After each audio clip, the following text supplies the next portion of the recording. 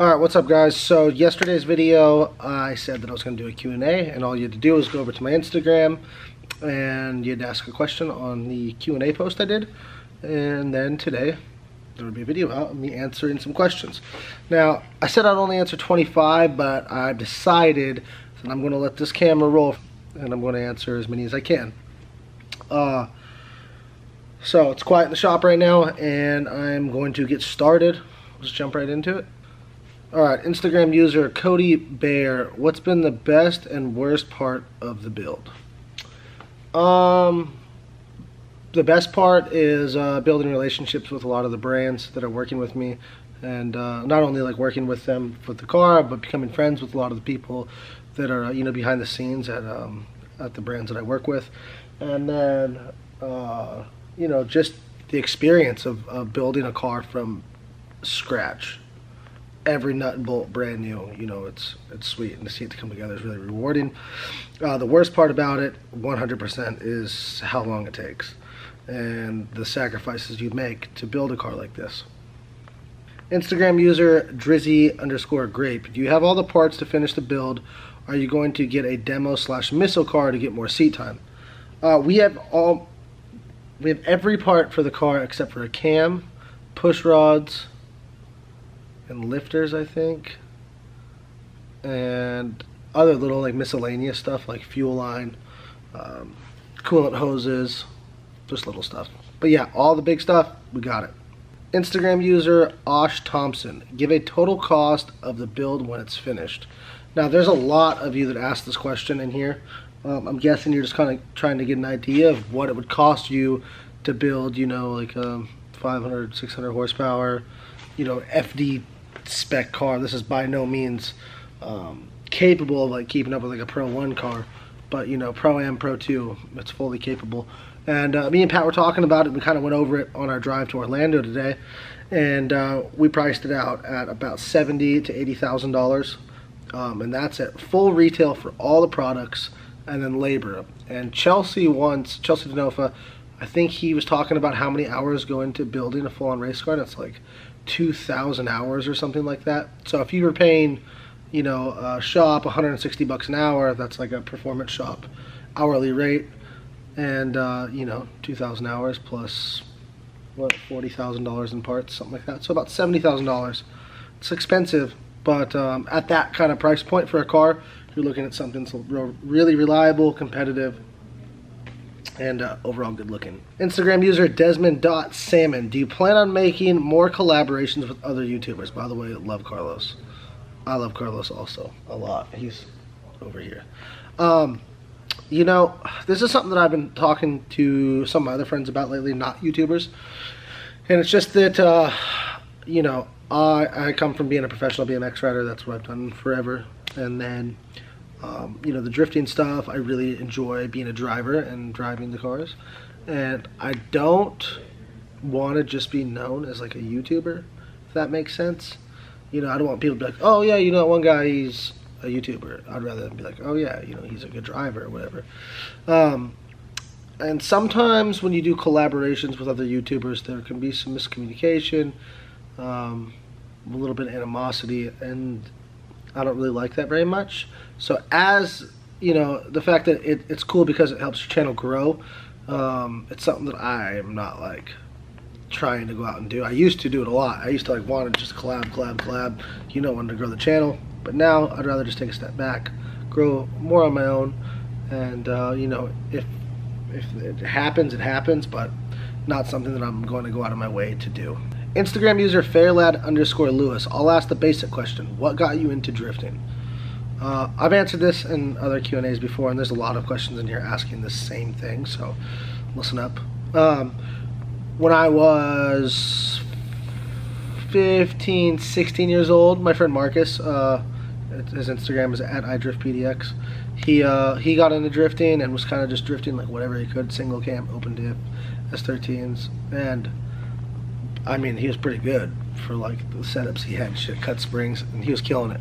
So that attracted me to it, but at the same time, I was like doing the BMX stuff, and I just thought it was cool. And then I saw some like Drift Alliance videos and like D1 America when they were here, And I don't know, I thought the Drift Alliance dudes were cool. And so that was kind of what got me into it, and then just kind of went from there. You know, I'm not really one of the dudes that I talk about this all the time too. I'm not like somebody that watched a bunch of old Japanese shit like Initial D and that's what got me into drifting. Like, I was fully influenced by American drivers, and that's what got me into it. You know, the cars from Japan are just what I was into, if that makes sense. Instagram user Sean Cloran7. When are you ever gonna ride again? Now this is another question where there's lots of them. People asking me about riding and if I even ride anymore and blah blah blah. Listen, if you follow me on Instagram and you ever ask me that question again, I will block you instantly. That is the most incompetent, ignorant thing to say. Yeah, I fucking obviously ride bikes. Like, just because you guys don't see it doesn't mean I'm not riding. Just because I don't want to film, you know, every time I ride a bike or every time I work on the car, doesn't mean I'm not doing either one, you know? I'll ride forever. But just because you don't get to watch it doesn't mean I'm not doing it. So please, please, please get off my fucking ass about it. I can't stress enough. Same with LZ. People always giving him shit about him, like, not riding. He fucking rides every day. He has a $100,000 ramp in his backyard. He'll ride when he wants, and he doesn't have to show you guys. That's the way it is, you know? I've got a new bike coming in the mail. Should be here tomorrow. Maybe I'll do a build video on that so you guys can stop complaining about there not being any BMX content. And if you don't like the drift car stuff and you're going to hate on that because I'm not riding, please unfollow me. Thank you. Instagram user CR Frank _ CR Frank. Basic question: are you living on the hammock or have you found a place? I'm actually living in a hammock at the shop. Reason being, Raven's back home right now in Kentucky doing some stuff with her family, and I'm trying to save every dollar I can to get the car done and get tires for the season. You know, there's a lot that goes into it. I've been looking at houses though down here, and they're extremely cheap. So when the time's right and Raven's ready to come back down from Kentucky, if the car is done, we'll get a house. So that's where we're at. Instagram user Pinchy _ Kyle. Talk about your tow vehicle. It's a 2009 Chevy 2500 Duramax HD, and it's just got a class 5 hitch and a 24-foot trailer. It's a cargo mate trailer with 5,200 pound axles, and it does great. Trying to upgrade next year though. Instagram user Frank Salisi 74, I think that's what it is. Do you eat ass? I expect an answer. 100%. I eat ass. Instagram user Viva _ La _ Caked. Hey Caleb, can you say hi to my girlfriend Ashley? Hi Ashley. She's awesome and watches all your videos with me. She also loves Carlos. A shout out in a video would be a cool surprise. Thanks, man. Keep up the awesome videos. Thanks for watching, guys. It's surprising. There's a lot of couples that watch my videos together, and I think that's fucking awesome. If you got a girlfriend that will sit there and watch a 20-minute video of me talk about cars, she's a keeper. Instagram user Ben Branch _ How long did it take you to film the OSS video? I'm guessing you're talking about my on everything OSS part. I think we filmed for that for about 6 months, maybe 8 months, something along those lines. There was some pauses in between filming. People got hurt. People were out of town doing other stuff. But we got it done. Instagram user Shitty E36. How much power are you hoping to make out of your LS2? We were talking about that yesterday, actually, as we got the last bits of the parts. And we're thinking low 500s, over 500, under 550, right around there. And that's just full NA. Next year, we'll probably run nitrous on it. There's a lot of other questions in here that I'm not going to like answer specifically, but asking about forced induction, like a turbo or a ProCharger blower on the LS. And my opinion on that is that if I'm going to run a turbo, it will be on a JZ. And I don't want to put a supercharger or ProCharger or anything. It just, I want to build a cool NA motor, and if I get a turbo, it'll be for a JZ. Oh yeah, here's one right here. Any forced induction on the drift car setup. Instagram user King _ Lightskin _ KJ. Why aren't you a Pro 1, Pro 2, or a Pro-Am driver? I am a Pro-Am driver. I I drove one round at Evergreen in my old coupe, and it was my first time ever, and I was super nervous. And it went pretty good. Like, I had fun, you know. And that's what we're building this car for, is for Pro-Am. There it is. All right. Zach the Big Moose asked, I noticed watching your videos over the last 6 months or so, many hardcore and / pop punk bands and songs. What are your top 5 favorite albums or bands? All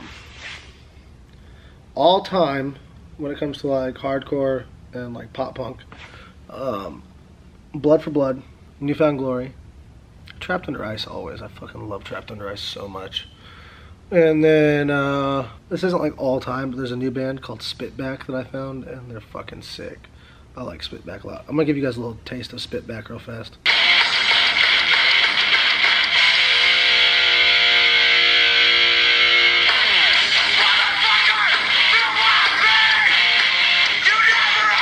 Alright, so yeah, I like hardcore, I like pop punk, I like lots of music actually. Underscore Sam Grove underscore 392. Have you ever thought about off-road racing like trophy trucks? I see that you're into that, and I think that's so fucking sick. I looked at your Instagram earlier when you asked that question, and it seems like you got a bunch of cool shit going on. I've always wanted to drive an off-road vehicle, but whether it be like a rally car or a trophy truck or just anything off-road, I've always wanted to do that. So if you got a passenger seat in your truck, let me come take a ride along with you. That'd be sick. Instagram user TurboDave85. How did you choose your geometries for your frame with Stranger? When do we get to see some riding clips?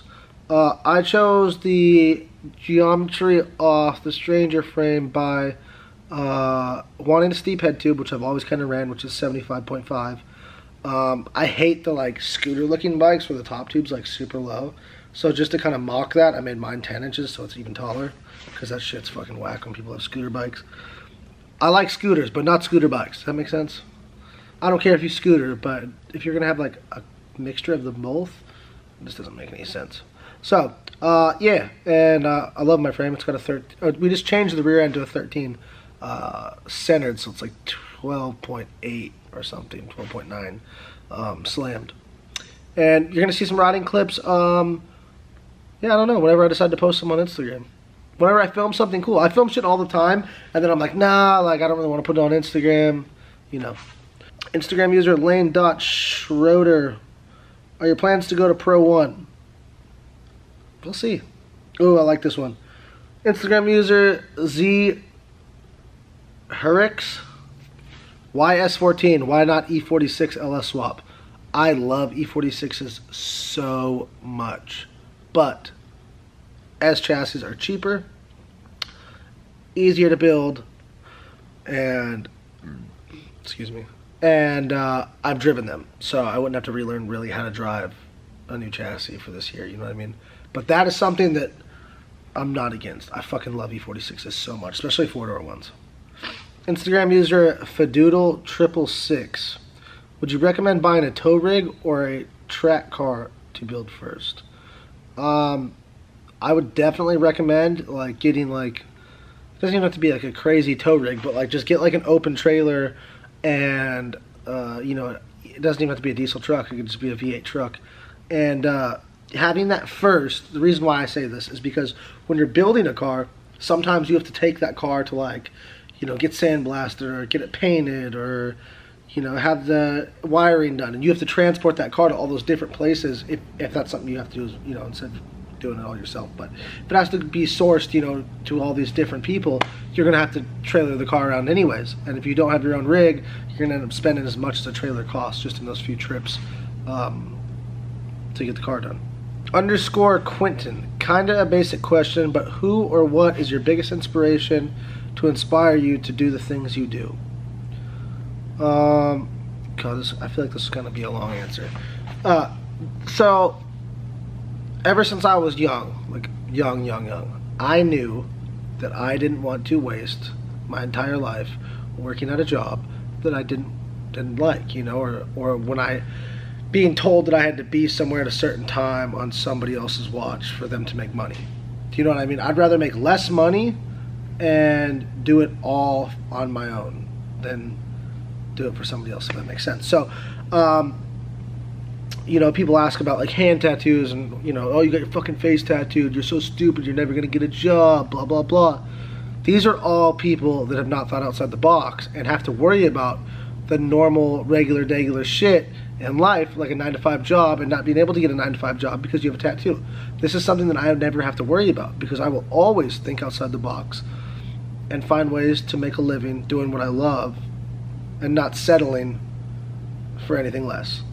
Instagram user CaseMoney300, do you set long-term and short-term goals? 100%. That is, if you don't set a long-term goal, if you don't set short-term goals to meet your long-term goals, the long-term goals won't happen. So, you know, you've got to break it up, like kind of like how businesses do it. You know, you have 4 quarters in a year. So the first quarter is 3 months, and you're like, all right, in this 3 months, you know, we're going to tackle, you know, say you're building a car. That's the easiest reference. If you're building a car, you're like, all right, the first 3 months, I'm going to come up with the money to do the suspension and brakes. So you get that done. And then you're like, all right, then Q2, quarter 2, you're like, I'm going to get all the fab work done. And this is a long-term build, obviously, a year build, which I totally don't suggest that. I suggest you driving as much as you possibly can to improve as a driver. But, you know, it's the short-term goals are what help you meet the long-term goals is what I'm getting at. Hopefully that makes sense. I didn't just sound like an idiot. Oh, I love this guy's name. Instagram user Waka Flocka Seagulls. What's your opinion on the next budget drift car, seeing as 240s are getting rather pricey? Yeah, that's something that's been happening for a long time. And I think not only me are going to say this, but or not only I, but lots of people have been saying this. BMWs are the way to go. E36s, E46s, not E30s, but E36, E46. Those are pretty much perfect. You know, an E36 with a you know an M52 swapper. I think that's the M3 one. Chelsea Denofa has one of those with a tune on it and coilovers and some angle mods, and it's like the sickest fucking 200. I think it makes 205 horsepower, and it is so sick. So that's what I would say. And to the other kid that asked me if I was going to get a missile car earlier, I actually forgot to answer that part. Yes, I am going to get a missile car probably after the summer for the winter when this car's down, getting refreshed and stuff. I will get a missile car, and it's definitely 100% going to be a BMW. Instagram user at m.x.t.t.h.e.w.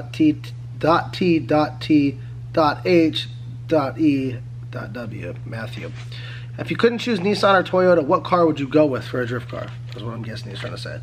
And it would definitely be a BMW. Or a new Mustang. I know that sounds like I'm riding Chelsea's dick, but they're just... watching him drive that Mustang is like one of the fucking coolest things I've ever seen in my life. And I've been a fan of E46 as well before I knew Chelsea. Instagram user Chris__ cream. How long have you had Carlos? A month or a year and 2 months. _ Logan Sanders. When do you think, or are you even moving back to Cali? I'll probably never move back to California. No plans of that right now, but you know, things can change. Instagram user Sato215. Where do you get your money? Not being a dick, it's an honest question. Like, what's your job? Does BMX and YouTube pay for this? Once again, not being a dick. A few different people asked that. So what I do for money is I definitely don't have a lot of money. I don't come from a lot of money. So, you know, you got to do what you got to do. And BMX, that's one of them. And, you know, I know that the BMX thing won't last forever. So I'm always going to have a backup plan, which I do. But BMX, I have 2 signature products from Stranger, a frame and grips. I collect a quarterly royalty check for those. YouTube at my size in the game, I'm not a very big channel, but you know, that helps out. And then, you know, when I do shirts or stickers or the grips, you know, that helps. And the car, so this car right here, as promised from my raffle that I did, if you guys don't know about that, I gave away my old car, and with the money from the raffle that went into this car, and better production quality for the channel, which is, you know, this camera that you're watching me talk on, and some of it went towards my truck. So that kickstarted this whole adventure that I'm on right now, you know. So thank you to everybody that participated in that raffle also. That was awesome. You guys are the best. Instagram user Sublime42042. Are you ever doing a no jumper interview? I have done a no jumper interview with my buddy Antoine Dixon. If you guys are any skateboarders out there, Antoine and I used to fucking hang out every day, and we did one together. I'm actually wearing a no jumper shirt. Crazy. I'd like to do another one though and talk more about like what I have going on. The last time I was just co-starring with Antoine, and you know, it was cool. Shout out to Antoine. Hope he's doing good. If you could tandem with one FT Pro driver, not a friend like Pat Gooden or Matt Kaufman, who would it be? I'm guessing I can't say Denofa either, but probably Matt Field. Matt Field's one of my favorite drivers. He's a fucking badass motherfucker, and his car's sick. So probably Matt Field. Instagram user NickMore13. Is it true that you are the Stranger team manager, and how many drift cars have you built and owned? I used to be the Stranger team manager, but I resigned from that position when I just got more busy with my own stuff. You know, uploading more on YouTube, building the car, moving. It just didn't really seem to work when I wasn't living in LA. So I'm not doing that anymore, and I have owned quite a few 240s. This is the first one I built from scratch. So, yeah. Instagram user Ambush Drift. Make sure you check out his YouTube channel. It's dope. And so is his car. He says, will you tandem with me? Yes. Instagram user S14 Squid. Dude, how did you get into such a dope community? Was it since you were a kid, or did you just look for a job and over a long period of time meet all these cool people? The BMX and like drift community kind of go hand in hand. And a lot of you guys know that already. But I met like a lot of like the FD dudes. People ask me that all the time. They're like, "Yo, yeah, you know, how do you know so many FD dudes?" And I got in contact with the Hoonigan guys totally by accident, and they kind of introduced me to a lot of people, and then just through the, you know, going to events and whatnot, I met a lot of people, and I like meeting people, and I like socializing with people, and I like learning from people. So I'm just a sociable guy, you know. If you ever see me out and about, come say what's up. Instagram user flawlessperformance_S12. How is managing life and a family around drifting at the level you are trying to perform? It's kind of difficult sometimes, you know, like managing everything, the BMX, having a girlfriend, building a car, driving, all of it, but I wouldn't trade it for anything. Like, I love all of it. And, you know, the challenge kind of is what makes it fun. There's a lot of people in this industry, you know, the motorsports industry, that have come from money or have people that help them out. And I unfortunately, you know, I have support from brands, but I don't really have like a financial backing. So to have to do all this with, you know, figuring it out on my own, and the help from you guys, obviously, you guys have helped out a lot, especially with the raffle. It makes it way more enjoyable, and yeah, I wouldn't trade it for anything. Instagram user Jeff Stonebeck. When will you come up to Club Loose and throw down in tandem, then ride BMX bikes and party? Hashtag real question. I love Jeff Stonebeck so much. So my plan was to finish this car, go to FD Jersey, watch all my friends drive, and then go to Club Loose and drive Pro Bro down. As you can see, that's probably not going to happen. But this summer, I'll be there this summer, Jeffrey. I'm coming for you. It's going to be a good time. Instagram user Old Dirty Wilder. Turnstile or TUI? Don't ever ask me such a hard question like that again. I have equal amount of love for both bands. Instagram user JCorms_4B11T. I was wondering what spring rates you run on your BC coilovers. I have multiple different springs for different setups, different tracks. The one that's in the car right now is a 10K in the front with no sway bar, and then in the rear 4K.